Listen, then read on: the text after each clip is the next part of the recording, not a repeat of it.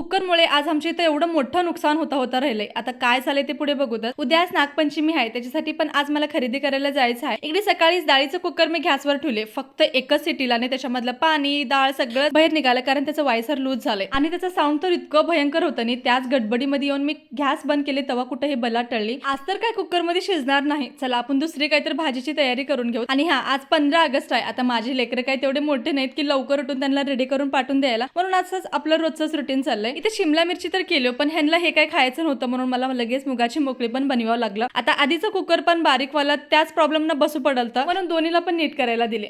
चला आता संध्याकाळच्या टाइमला मी इथे रेडी झालो, कारण आम्हाला आता पंचमीची शॉपिंग करायला जायचं आहे. जास्ती काय नाही, आता माझ्यासाठी घ्यावं म्हणजे जे मला आवडलं तर ते एकदम कॉस्टली मध्ये होतं. आता माझं राहू दे, लेकरावाला जास्त एक्साइटमेंट राहते. आतापासूनच लेकरावाला फेस्टिवल्स बद्दल सांगत गेलं, असं काही हे सगळं घेतात लेवतात म्हणून माहिती झालं. त्यांना पण हे सगळं कळत गेलं की आणि पुढच्या वर्षी जास्त एक्साइटमेंट होते. सो चला असंच होता आजचा दिवस. बाय.